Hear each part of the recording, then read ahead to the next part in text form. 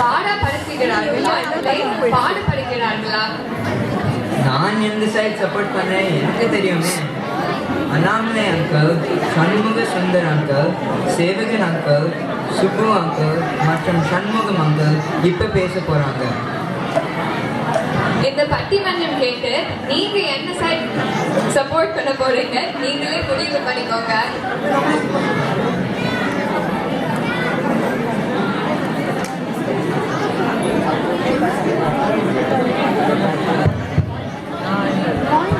யார்ட்டையாவது ஒரு காயின் இருக்காங்க? கேட்குறீங்க, உங்களுக்கு தான் நான் கேட்குறேங்க.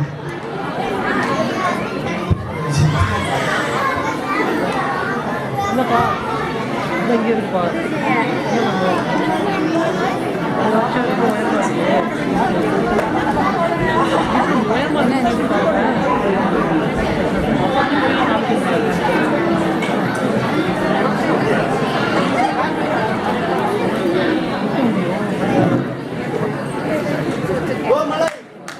Thank you thank you.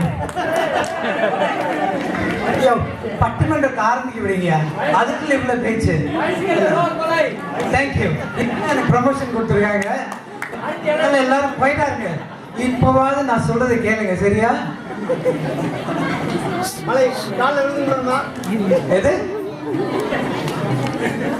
தயவு செஞ்சு எல்லாரும் உட்காருங்க. என்ன நான் சொல்றதை நீங்க கேளுங்க ப்ளீஸ், ஒரு வாட்டியாவது. எங்க வீட்டுல யாரும் கேட்கறது இல்ல, அட்லீஸ்ட் யாராவது கேளுங்க ப்ளீஸ். அங்க எல்லாரும் நின்றுட்டே இருக்கீங்களே, நீங்க சொல்றது நாங்க கேட்குமா? ஆடாடாடா இது மாதிரி இருக்கு எல்லாரும். அதாவது டைட்டில் எல்லாருக்கும் தெரியும் இல்லையா? ஐயோ எனக்கே தெரியாது. என்ன ஸோ பேசிக்கா இந்த சைட்ல பாருங்க, நம்மளை படுத்துறாங்க அப்படின்னு பேசுறதுக்காக சண்முகசுந்தர் வந்திருக்காரு, சண்முகம் வந்திருக்காரு. என்ன ஆனா இவங்க பார்த்தா இவங்க பாடுபடுற மாதிரி நமக்கு தெரியல, ஆனா இவங்க கன்வின்ஸா பேச போறாங்கன்னு நினைக்கிறேன். அதுக்கு அவங்க பேசுறதுக்கு ஒரு சான்ஸ் கொடுங்க. யார் படுத்துறாங்க? யார் நீங்க தான் அப்படின்றாங்க இவங்க. என்ன ஆனா இந்த சைட்ல பாருங்க, இது வரைக்கும் நம்ம பேசினதே இல்லை, வீட்லயும் பேசினது இல்லை, வெளியிலும் பேசினதே இல்லை. ஆனா தாய் குலம் தவிக்குதுன்னு பேசுறதுக்காக துடிச்சிட்டு வந்திருக்காங்க. அதனால சுபுக்கு வந்து சுபுக்கு ஒரே டென்ஷன். கைதட்டுங்கயா, கைதட்டுங்க, சும்மா இருக்காதீங்க. ஆனா இவங்களுக்கு வந்து எல்லாரும் எந்திரிச்சு கை தட்டணும். ஏன்னா நம்மலாம் பாருங்க, ஐயோ நம்மளை படுத்துறாங்களேன்னு வீட்டில் உட்காந்துட்டு இருப்போம். ஆனா இன்னைக்கு மேடையில மைக்க பிடிச்சி பப்ளிக்கா பேச வந்திருக்காங்க. Thank you thank you thank you. அது இனிமேலும் தெரியும். என்ன ஸோ இப்போ வந்து நம்ம டாஸ் போட போறோம். அது யார் வின் பண்றோம் அவங்க ஃபர்ஸ்ட் ஆரம்பிக்க போறாங்க, சரியா? உங்களுக்கு கேப்டன் யாரு? அவர்தான். ஓ உங்களுக்கே தெரியலையா? இந்த அளவு கோஆர்டினேஷன். இதுல இருந்து என்ன தெரியுது? ஆட்சிமார்கள் சொல்லவே இவங்க எதுவும் ஒழுங்கா செய்ய மாட்டாங்க தெரியுது. நான் இன்னும் உங்களுக்கு பாயிண்ட் கொடுக்கல. என்ன சரி டாஸ். உங்கள கேப்டன் யாரு? ஆஹா மௌனத்தின் சின்னமே சுப்புதான். என்ன நல்லா பண்றாங்க.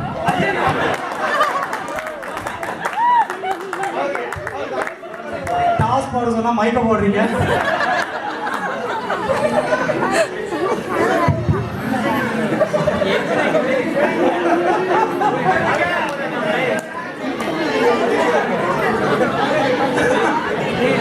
அதுல ஒண்ணுமே தெரியாது, இங்கதான் பாக்குறேன். எனக்கு மைக்கில் என்ன பேச வராது. Okay super. டீம் கேப்டன் வராரு, ஒரு ஆவேசத்தோட வராரு. ஒரு மாசமா ப்ரிப்பேர் பண்ணியிருக்காருன்னு நினைக்கிறேன். என்ன நிறைய எழுதியிருக்காரு. இதுல இருந்து என்ன தெரியல? ஓ கேமரா வச்சுட்டு இருக்காங்க, அவங்க தான் நிறைய பாயிண்ட் கொடுத்துருப்பாங்கன்னு நினைக்கிறேன். என்ன அவங்க இவர் பேசி நீங்க தான் பார்க்க போறாங்க, அதை எடுத்து கேமராவோட இவங்க பேசி எல்லாரும் கேட்கறாங்க. ஃபர்ஸ்ட் டைம் சுப்பு டைத்தை வேஸ்ட் பண்ணாம பேசுங்க நீங்க. உங்க பேச்சை கேட்க ஓடோடி வந்து இந்த ஜனங்களை ஏமாத்தி விடாதீர்கள். மைக் வேணுமா? 2 மைக் தரேன்.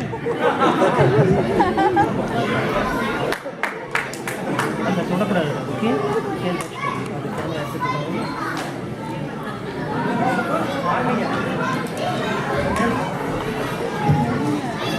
ஹலோ, அனைவருக்கும் தீபாவளி திருநாள் வாழ்த்துக்கள். நன்றி. இன்றைய சூழலில் குடும்பத்திற்காக ஆட்சிகள் பாடுபடுகிறார்களா, பாடாய்படுத்துகிறார்களா? இந்த கேள்விக்கு ஆக்சுவலாக வந்து பதில் நமக்கு எல்லாம் தெரிஞ்சது தான். குடும்பத்திற்காக ஆட்சிகள் பாடு மட்டும்தான் படுகிறார்கள். ஒரு குடும்பம் எப்போது நிறைவு பெறுகிறது? ஒரு குழந்தை பிறக்கும் போது. அதில் ஆட்சிகளின் பங்கு நாம் அனைவரும் அறிந்த ஒன்றுதான். அதை ஒரு கவிதை மூலமாக உணர்த்த விரும்புகிறேன். கரு உருவான நாள் முதல் பல இன்னல்களை இன்முகத்துடன் ஏற்று பிரசவத்தின் போது மறு பிறப்பெடுக்கும் தாயை, அவளது தாய்மையை போற்றுவோம். இப்படி போற்றப்பட வேண்டிய ஆட்சிகளை பாடாய்படுத்துகிறார்கள் என்று எதிரணியினர் எப்படித்தான் பேசப் போகிறார்கள், எப்படித்தான் மனது வந்ததோ. அடுத்து, நம்ம ஒரு சாதாரண நாள் பேபி சாரஸ் போனால் காரை எங்கே நிறுத்துவோம்? ஏதோ கிடைக்கிற ஒரு பார்க்கிங்கில் நிறுத்துவோம். இதுவே கருத்தரித்திருக்கும் மனைவியுடன் செல்லும் போது வருங்கால அன்னையருக்குன்னு முன்னாடி பார்க்கிங் கொடுத்துருப்பாங்க, கதவுக்கு பக்கத்திலேயே. இப்படி நமக்கு முதன்மை பெற்று தரும் ஆட்சிகளை நாம் பாடாய்படுத்துகிறார்கள் என்று சொல்லலாமா?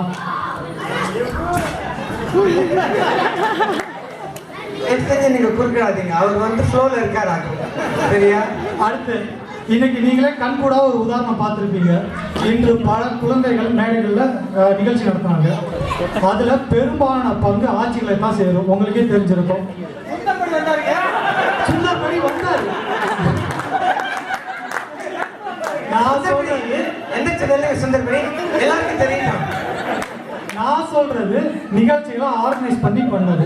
ஃபார் எக்ஸாம்பிள், இப்போ நீங்க பாத்தீங்கன்னா ஆர்கனைசர் கிட்ட இருந்து நேரம் வாங்குறதுல இருந்து மற்ற பெற்றோர்கள் கிட்ட இருந்து பேசி குழந்தைகளை ஒன்று சேர்ப்பது, அப்புறம் குழந்தைகளுக்கு பல வாரம் முயற்சி பயிற்சி கொடுப்பது, இது போக ஆடைகளை வடிவமைப்பது, இவ்வளோ வேலை இருக்கு ஒரு ப்ரோக்ராம்ல. இதை தான் நம்ம ஸ்டேஜில் பார்க்குறோம். ஆனால் செட்டியார்கள் அதிகபட்சமாக என்ன பண்ணுறாங்க? தன் குழந்தைகளின் நிகழ்ச்சியை ரெக்கார்ட் பண்ணுறது. சம்டைம்ஸ் ஆட்சிகள் அதையும் பண்ணிடுறாங்க. இதில் ஆட்சிகள் எங்கே பாடப்படுத்துகிறாங்க? பாடுதான் படுறாங்க. நிறைவாக காசி பயப்படாதீங்க, உங்களை கூப்பிட மாட்டேன் தனியா. காசி, இப்ப உங்க வீட்டுல என்ன நடக்குது அப்புறம் பேசுவோம். குடும்ப உறுப்பினர்கள் பலர் இருந்தாலும் குடும்பத்திற்காக பாடுபடுவதில் ஆட்சியே முதன்மையானவர்கள். இதையும் ஒரு கவிதை மூலமாக உணர்த்த விரும்புகிறேன். பயிர் நன்றாக வளர காரணம் நாங்களே என்றன உரங்கள். இல்லை இல்லை, நாங்களே காரணம் என்றன பூச்சிக்கொல்லி மருந்துகள்.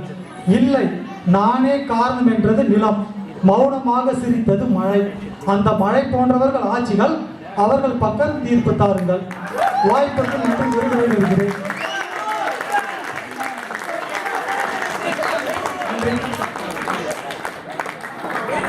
சுப்பு பேசுனதுல இருந்து உங்களுக்கு ஏதாவது கொஞ்சமா கத்துக்கீங்களா? அவர் என்ன சொன்னாரு? இத்தனை பேர் பிள்ளைங்களாம் வந்து டான்ஸ் ஆடினாங்க, பாடினாங்க, எல்லா ஆட்சிமார்கள் தான் காரணம் தாங்க. நீங்க அட்லீஸ்ட் காராவது ஓட்டிருக்கீங்களா கூட்டிட்டு போறதுக்கு? அதுவும் இல்லை. என்ன அதனால நான் என் கதையை பேசலப்பா.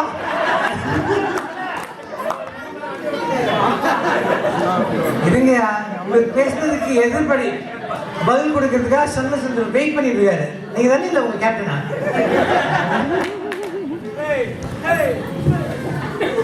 எல்லோருக்கும் வணக்கம். கண்ணா, தப்பு பண்ணிட்டு மன்னிப்பு கேட்கிறவன் மனுஷன், தப்பே பண்ணாம மன்னிப்பு கேட்கிறவன் புருஷன். எத்தனை புருஷன் இருக்காங்க? எந்திரியா. ஒரு பையன் போய் அவங்க அப்பாட்ட கேட்கிறான், அப்பச்சி எனக்கு கழுத வயசாகுது, ஒரு கல்யாணத்தை பண்ணி வைங்க. அவர் உடனே சாரி சொல்றா அப்படிங்கிறாரு. நான் கல்யாணம் தானே பண்ண சொன்னேன், எதுக்கு சாரி சொல்ற அப்படின்னு சொல்றீங்க? அவர் உடனே திரும்ப சாரி சொல்றா அப்படிங்கிறாரு. நம்ம பார்த்தா காசா பணமா, சரி ஒரு சாரியை கேட்டுரும் அப்படின்ட்டு சாரியை பற்றி அப்படின்னா உடனே அவரு, மானே திருமண வாழ்க்கைக்கு முதல் தகுதி என்ன ஏதுன்னு கேட்கக்கூடாது, வெக்கப்படக்கூடாது, வேதனைப்படக்கூடாது, சாரி கேட்கணும். அந்த தகுதி இப்போ உனக்கு வந்துருச்சு, you are ready to lose your freedom, பொண்ணு பார்த்துட வேண்டியதுதான் அப்படிங்கிறாரு. நம்ம தப்பே இருக்காதுங்க, இருந்தாலும் மன்னிப்பு கேட்கணும். கேரம் போர்டில் உள்ள ஸ்ட்ரைக்கர் மாதிரி நம்ம ஆட்சிங்கெல்லாம், நம்மெல்லாம் சாதாரண காயின், துரத்தி துரத்தி அடிப்பாங்க. So, உங்களை பார்த்தா தெரியலையே அப்படி. இங்கதான் இருக்காங்க. அதெல்லாம் வெளியே தெரியாது, உள்காயம், அது வேற டிபார்ட்மெண்ட். டாக்டர், ஒரு ஃபியூச்சர் பேஷண்ட். நாய் வாயில மாட்டின பண்ணும் நம்ம ஆட்சிங்க கையில மாட்டின ஆணும் ஒண்ணுதான். ஓ, நான் பேசக்கூடாது. அதுக்கப்புறம் அன்னைக்கு NSNI ரெட்ரீட்ல ரெண்டு ஆட்சியை பேசிட்டு இருந்தாங்க. ஒரு ஆட்சி கேட்குறாங்க, இந்த சரத்குமார் மாதிரி அங்கே வாட்ட சண்டமா இருக்கிறாரு, அவங்க தான் அவங்க செட்டியாரா, அவங்க வச்சது அவங்க வீட்டில் சட்டமா அப்படிங்கிறாங்க. உடனே ரெண்டாவது ஆட்சி, பட்டு கிடப்பேன், பார்க்கத்தான் சரத்குமார் மாதிரி இருப்பேன், சண்டைன்னு வந்தா சரண்டர் ஆகி சாரி கேட்கறது அவன் தான். எவ்வளோ பெருமை பாருங்க, இந்தியா கோல்டு மெடல் ஒலிம்பிக் வாங்கின மாதிரி நம்ம எல்லாம் பாடுறேன். சண்டை வாராத நாளில்லையே, சாரி கேட்காத நாளில்லையே. அதுக்கப்புறம் சும்மா சொல்றாங்க, நம்ம கவியரசர் கண்ணதாசன் வந்து ஒரு தொலைநோக்கு பார்வை கொண்ட ஒரு கவிஞர். அவர் வீட்டில் அவர் ஆட்சி அவரை படுத்தி படுத்தி அவர் வந்து எழுதியிருக்கிறார். 1962 சந்திரபாபு பாடியிருப்பாரு, ரொம்ப அருமையான ஒரு பாட்டு. பிறந்தாலும் ஆம்பளையா பிறக்க கூடாது ஐயா, பிறந்து விட்டா பொம்பளைய நினைக்க கூடாது. அப்புறம் அதுலேயே சொல்லியிருக்கிறாரு, ஒன்றா எனக்குன்னு எழுதி வச்சான், நம்ம உறவை நினைச்சு அழுக வச்சான். படுத்தி பச்சடி வைக்கிறதுலாம் நம்ம ஆட்சிகளுக்கு ஃபலூடா சாப்பிட்ற மாதிரி. பாடுபடுறது நாம, படுத்துறது அவங்க.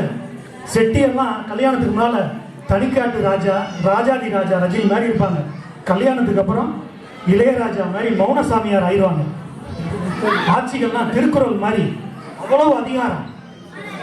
நடுவர் அவர்களே, இங்க ஒரு சர்வே வைப்போம், எல்லா குடும்பத்தையும் கூப்பிட்டு ஆட்சியோட அப்பா அம்மா அமெரிக்காவுக்கு எத்தனை தடவை வந்திருக்காங்க, செட்டியாரோட அப்பா அம்மா எத்தனை தடவை வந்திருக்காங்கன்னு ஒரு சர்வே வைப்போம். கண்டிப்பா பாத்தீங்கன்னா ஆட்சியில் செய்யறதா ஜெயிக்கும். ஹலோ, அது சண்டையில முடியும். என்ன அதுக்கப்புறம் நமக்கு சொல்லுவாங்க, அதே அந்த நடுவர் பாட்டு சொல்லிட்டு போயிட்டாரு, அதனால பாருங்க நமக்கு வீட்டுக்குள்ள சண்டை.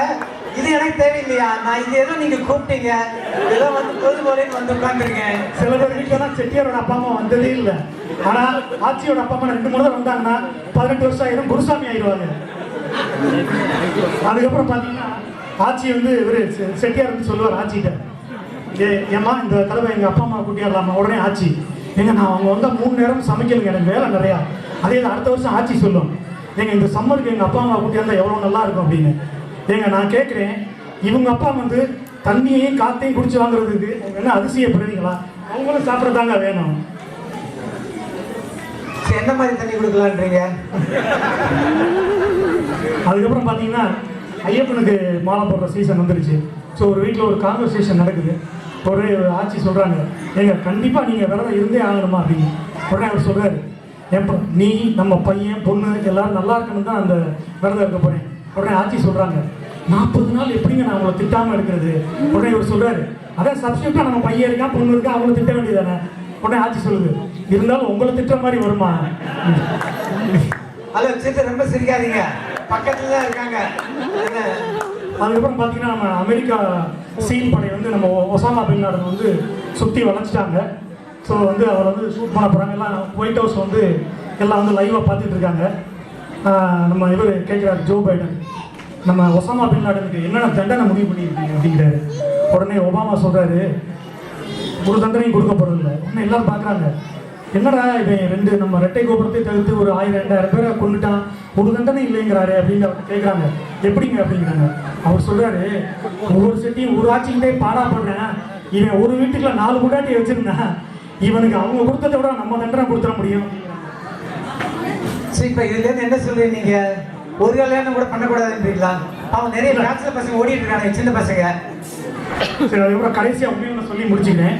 ஒரு வீட்டில் ஒரு கான்வர்சேஷன் நடக்குது, எப்படியெல்லாம் ஆட்சிங்க வந்து செட்டியாரை படுத்துறாங்கன்னு ஒரு சின்ன உதாரணம் சொல்கிறேன். ஸோ முதல்ல வந்து செட்டியாருக்கு காலையில் எழுந்திரிச்சு கூப்பிட்றாரு ஆட்சியை, மாமா இன்னைக்கு யோகா பண்ணலாம் அப்படிங்கிறாரு. உடனே ஆட்சி, ஏன் நான் என்ன குண்டா இருக்கேன்னு சொல்ல வரீங்களா அப்படிங்கிறாங்க. இவர் உடனே இல்லை இல்லை இல்லை நீ வர வேண்டாம் நானே பண்ணிக்கிறேங்கிறாரு. உடனே அவங்க சொல்கிறாங்க, என்ன இப்போ நான் சோம்பேறின்னு சொல்ல வர்றியா அப்படிங்கிறாங்க.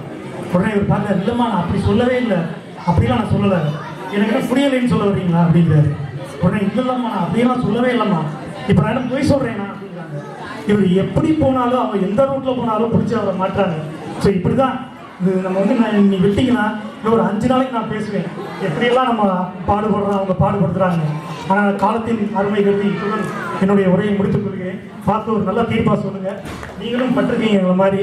ஸோ அது கண்கூட எங்களுக்குலாம் தெரியும். அதெல்லாம் பேசக்கூடாது. வரும்னு சொல்லுவேன். அவர் மாதிரி எல்ஐசி மாதிரி லிஸ்ட் போட்டு வச்சு கொடுத்துருக்காரு.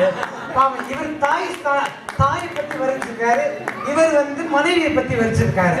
ஸோ அதுதான் டிஃபரன்ஸ் இந்த இல்லையா? சண்முகம் நீங்க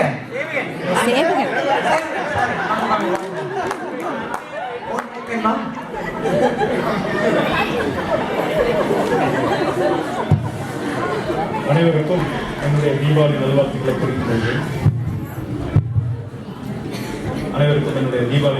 தெரிவித்துக் கொள்கிறேன். என்னுடைய வாழ்த்துக்கள் சொன்னாங்க.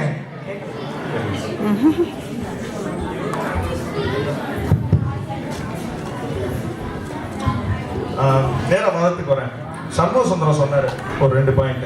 அவர் வந்து ஒபாமா பைடன்லாம் சொன்னார். அதெல்லாம் நடந்ததா என்னன்னு தெரியல. அவர் பாட்டு ஏதோ கதையை கட்டிட்டு இருக்காரு.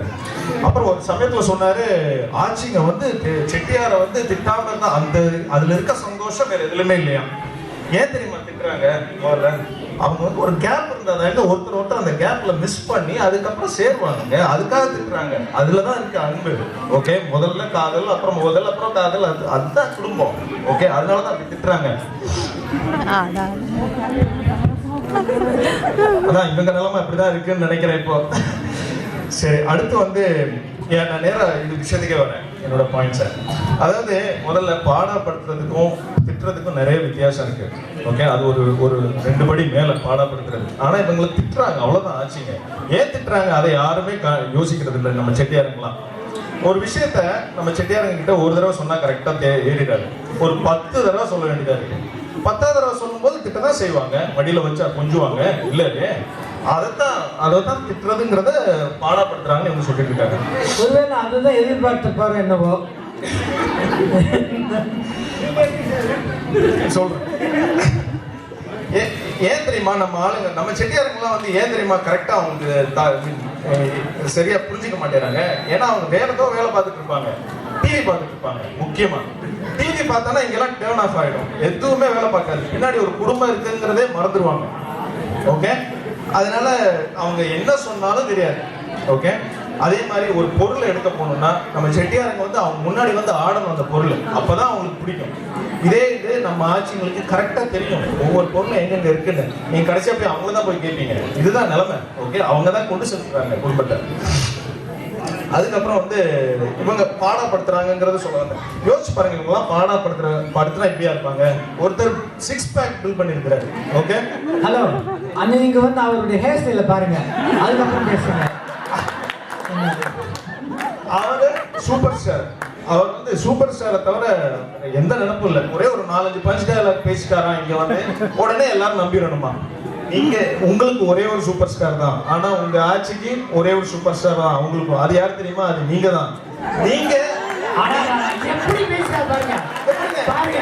இவரு கூட தெரிஞ்சிருக்காது, இவர் தான் சூப்பர் ஸ்டார் ஃபேமிலிக்கு. கை தட்டுங்க நல்லா. இதுதான் நிஜம். அவங்க வந்து அதெல்லாம் சொல்லி காமிக்க மாட்டாங்க, ஆனா மனசுக்குள்ள நினைச்சிட்டு இருக்காங்க. நீங்க வழிகாட்டுங்க.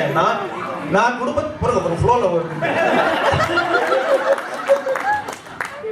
அவங்க வந்து ஏன் தெரியுமா சூப்பர் ஸ்டார் நினைக்கிறாங்க? அவங்க வழி காமிப்பாங்க. நான் எல்லா பிள்ளைங்களும் நான் தாங்கிக்கிட்டு வரேன் அப்படின்னு அவங்க நினைச்சு போறாங்க. அதுதான் முக்கியம். இன்னொன்னு இதை எங்க நிஜமாவே நீங்க எப்படிதான் நினைச்சீங்களா? அதுதான் இப்ப எல்லாருக்கும் கேள்வியே. ஓகே, இதுதான் இந்த நிலைமை. இதுதான் உண்மையை பேசணும். அதை விட்டுட்டு உட்காந்து பஞ்ச் டயலாக் பேசினாங்கன்னா உடனே நம்பிடுவாங்களா? நல்லா தான் பேசினாரு, ஆனா நல்லா பஞ்ச் டயலாக். இவங்க பேசாம கதை எழுதலாம். இந்த மாதிரி பேசுறது இல்ல. யாரோ சொன்னாங்க இவர் வந்து சினிமா எடுக்க போறாருன்னு. விளக்கிறோம். ஓகே, அடுத்து முதல்ல ஆட்சிங்களோட எத்தனை அவதாரம் எடுக்கிறாங்க தெரியுமா? ஒவ்வொரு நாளும் அதே அவதாரங்களை திரும்ப அடுத்த நாள் எடுக்கிறாங்க. அது யாருக்கும் தெரியாம போகுது. நம்ம செட்டியாருக்குலாம் தெரியல. எனக்கு தெரியும், எனக்கு தெரிஞ்சு ஒரு சில அவதாரங்கள் தெரியும். ஆனா தெரியாம நிறைய அவதாரங்கள் அதெல்லாம் அவங்க வந்து சொல்லி காமிக்கிறது இல்லை. ஏன்னா அவங்க எல்லாம் விளம்பரம் விரும்பாதவர்கள். அதுதான் ஆச்சு. பாருங்க இங்க நிலைமை. கை தட்டுங்க. உங்களை பத்தி சொல்றாங்க. நீங்க வேற யாரை பத்தி சொல்லாம நினைச்சிட்டு உட்காந்துருக்கீங்க. வணக்கம் நன்றி நன்றி. அப்புறம் நடுவர் சொல்ல மறந்துட்டேன், நோட் பேட் என்னோடது. ஸோ பாயிண்ட்ஸ் கொஞ்சம் போட்டு பேப்பர் வேணா தந்துருங்க திருப்பி. ஸோ பாத்தீங்களா, நல்லா ஏதோ வந்து ஃப்ளோல இருந்தது தடுத்துட்டேன். அவதாரங்களை பத்தி பேசிட்டு இருந்தேன். என்னென்ன அவதாரங்கள்னு சொல்லிடுறேன் நான். காலையில எந்திரிச்சு அவங்க நாள் வந்து எப்ப தெரியுமா ஆரம்பிக்குது? 5 மணிக்கே ஆரம்பிச்சிருது. தூங்குற மாதிரி தான் நடிப்பாங்க, ஆனா நினைச்சிட்டு இருப்பாங்க. பிள்ளைங்களை வந்து நல்லபடியா குளிப்பாட்டி ட்ரெஸ் மாட்டி விட்டு திரும்ப ஸ்கூலுக்கு வந்து சாப்பாடு கட்டி அப்புறம் அவங்க ஸ்கூல்ல விடணும்னா விட்டு இல்ல பஸ் ஸ்டாப்ல விடணும்னா விட்டு இவ்வளவு வேலைகள். அதாவது லைக் ஒரு சமயக்கார பெண்மணியாகவும் ஒரு வேலைக்கார பெண்மணியாகவும் ஒரு ஓட்டுநராகவும் அவர் ஃப்ளோல இருக்காரு. ஏன்னா எனக்கு நிறைய டைம் கொடுக்கல. ஆமா, நீங்க பேசுங்க. உங்களுடைய பாயிண்ட் எனக்கு நல்லா புரியுது, பேசுங்க. பாத்தீங்களா, அவருக்கே பாருங்க இப்பதான் புரியுது எல்லா நேரம். அவதாரங்கள் இந்த மாதிரி அது வந்து போட்டுட்டே போலாம். அதுக்கு ஒரு 5 நாள் பேசுவாராம். நாங்க இவங்களோட அவதாரங்களை பேசணும்னா பேசிட்டே போலாம். ஓகே, ஆனா அவங்க நமக்கு தெரிய மாட்டேங்குது நிறைய விஷயங்கள். அது நான் ஏற்கனவே சொன்ன மாதிரி சொல்லி காமிக்க தேவையில்லை. ஓகே, இதெல்லாம் நடக்கிறது. அப்புறம் ரொம்ப சுப்பு வந்து ரொம்ப அருமையா சொன்னாரு. மழை எவ்வளவு நல்ல ஒரு கவிதை பாத்தீங்களா? அதுக்கெல்லாம் நிறைய சுப்பு நீங்க சினிமாக்கு போகணும். ஹலோ, கேமரா இங்க ஷூட் பண்ணுவீங்க. ஹீரோ இங்க இருக்காரு. சோ இதுதான் நிலைமை. ஸோ இவ்வளவு அவதாரங்கள் இருக்காங்க. அப்புறம் வந்து ஸ்கூலுக்கு போயிட்டு அப்புறம் அந்த ஸ்கூல் பஸ் வரலன்னா இவங்க தான் போய் ஓட்டி கார்ல ஓட்டி கொண்டு போயிட்டு பஸ் வரலன்னா ஓகே ஒரு டிரைவரா, அதாவது எல்லா கிளாஸுக்கும் கூட்டிட்டு போறாங்கிறத சொல்ல வரேன். அப்புறம் நைட் அவங்க வேலை இன்னும் முடியல. நைட் வந்தோட வீட்டுக்கு வந்தோட சமைக்கணும். ஓகே, அப்புறம் சாப்பாடு கம்மியா பண்ணிருந்தாங்கன்னா யோசிச்சு பாருங்க. எல்லா பிள்ளைங்களும் சாப்பிட்ட அப்புறமா தான் மீதம் இருந்தாலும் பரவாயில்ல அந்த சாப்பாடு அட்ஜஸ்ட் பண்ணி சாப்பிடுவாங்க. அதுதான் ஆச்சு. ஹலோ, லஞ்சுக்காக தான் அடுத்த யாருமே மறக்க முடியாது. ஒவ்வொரு வீட்லயும் நடக்கிற ஒரு விஷயம். இது வந்து மறக்கவே முடியாது. நீ கேலியா பேசலாம், ஆனா அதுதான் உண்மை. ஓகே,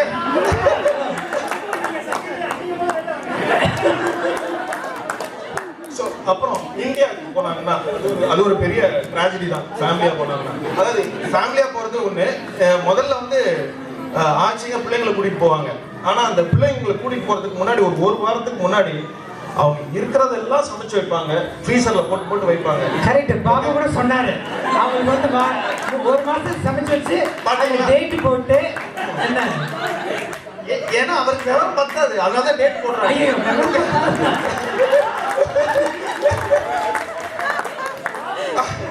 சாரி, நீங்க ஃப்ளோல இருக்கீங்க, பேசுறீங்க. எல்லா டெக்னாலஜி வாங்கிடுவீங்க இந்த நேரத்துல. சோ இட்லி எல்லாம் அது வந்து எவ்வளவு அழகா போடுவாங்க. அதாவது அதிகமா சாப்பிட கூடாதுன்னு சொல்லி ஒரு 4 இட்லி 5 இட்லி ஒவ்வொரு நாள் கரெக்டா கனெக்ட் பண்ணி சாப்பிடுறாங்க. கனெக்ட் பண்ணி சிம்பிளாக்ல போடுறாங்க. இவங்க பாடுபடுத்துறாங்களாம். இது சொல்றதுக்கு 2 பேர் வந்தாங்க. ஓகே, அவர் பேசுறாரு. ஓகே, சுப்புடே கைதி சேர்த்து வச்சு பேசுறாங்க. பாருங்க, அதோட அவங்களோட வேலை முடியல. இந்தியாவுக்கு போன அப்புறமா ஃபோன் பண்ணி பேசுவாங்க. ஏங்க இட்லியை சாப்பிட்டீங்களா அப்படின்னு. சாப்பிட்டேம்மா அப்படின்பாங்க. அப்புறம் ஒரு 10 நாள் சாப்பாடு கொஞ்சம் போர் அடிச்சிருச்சு, அதனால நான் ரெஸ்டாரண்ட்ல போய் சாப்பிட்டேன் அப்படின்பாங்க. அப்புறம் அடுத்த நாள் பார்த்தா அவங்க படுத்துக்கிறாங்க, சிக்கா இருப்பாங்க. இது தேவையா? உடனே அவங்க நினைச்சுப்பாங்க நான் ஒழுங்கா பண்ணி கொடுத்தேன் அந்த மனுஷனுக்கு. ஆனா இவங்க உட்காந்து ஃப்ரீசர்ல இங்கே சாப்பிடாம உட்காந்து ரெஸ்டாரண்ட்ல போய் சாப்பிடுறாங்க. அப்பயும் பார்த்துக்குவாங்க, திரும்ப ஃபோன் பண்ணி கேட்டுக்குவாங்க எங்க உடம்பு சரியா இருக்காங்க. இதுதான் வந்து நம்ம ஆட்சிகளோட இது. ஓகே, எல்லா நினைப்பு எல்லாமே இந்த பக்கம் தான் இருக்கும். செட்டியார் நினைச்சு தான் அந்த பக்கம் இருப்பாங்க. அடுத்தது குடும்பமா போனாங்கன்னா இன்னொன்னு, எல்லாருமே ஒரு 4 பேரும் போனாங்க. அதாவது குடும்பமா செட்டியார் ஆட்சியும் இந்தியாவுக்கு போனாங்க. இன்னும் 1 நிமிஷம் தான் இருக்கு. ஓகே, அங்க போனா செட்டியார்ல ஒரு வேலை பார்க்கறது இல்ல. ஓகே, அங்க போனா நல்லா சாப்பிட்டுட்டு நல்லா சில நேரம் தூங்கிட்டு அப்படிதான் போகுது கதை. இல்லைன்னா ஃப்ரெண்ட்ஸை பார்க்க போயிடுறாங்க. பிள்ளைங்க இருக்காங்கிறதே மறந்துடுறாங்க.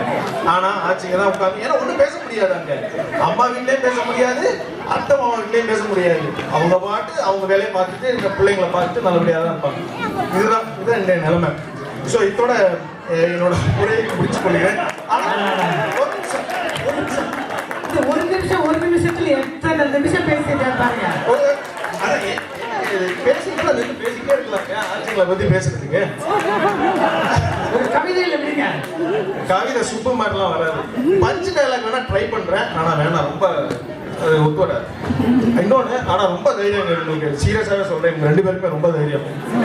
யோசிச்சு பாருங்க, நமக்கெல்லாம் நாளைக்கு ஞாயிற்றுக்கிழமை, ஓகே, வீட்டுல இருக்கணும், நமக்கெல்லாம் பிரியாணி கிடைக்கும், இவங்களுக்கு டக்குனு பண்ற உப்புமா கூட கிடைக்காது. இதான் எங்க நிலைமை. ஆனா பாத்துக்கோங்க, பார்த்து கொஞ்சம் நடுவர் அவர்களே கொஞ்சம் பார்த்து. அதனால யோசிச்சேன், நாளைக்கு சாப்பாடு கிடைக்குதோ இல்லையோ, அட்லீஸ்ட் அவங்களுக்கு எனக்கு நல்லா சமைக்க தெரியும். அது யாரும் சொல்லணும். உங்களுக்கு சமைக்க தான் தெரியும், சாப்பிட தெரியுமா? அது அந்த சாப்பாட்டை சாப்பிட தெரியாது. கண்டிப்பா பாருங்க, அவர் ஜிம் பாடி வச்சிருக்காரு, கரெக்டா என்னென்ன சாப்பிடணும்னு அவருக்கு தெரியும். நடுவர் அவர்களே உங்க தீர்ப்புல தான் இருக்கு. அங்க பாருங்க, எல்லாருமே ஆட்சிக்கு தான் அங்க வந்து இது பண்றாங்க, ஆட்சியில சாப்பிட்டு உட்கார்ந்துட்டு இருக்காங்க, ஆட்சிக்கு தான் பரிமாற போறாங்க. சோ உங்க தீர்ப்புல தான் இருக்கு, முதல்ல தட்டு எடுத்து சாப்பிடணுமா இல்ல கடைசியா நின்று சாப்பிடணுமான்னு.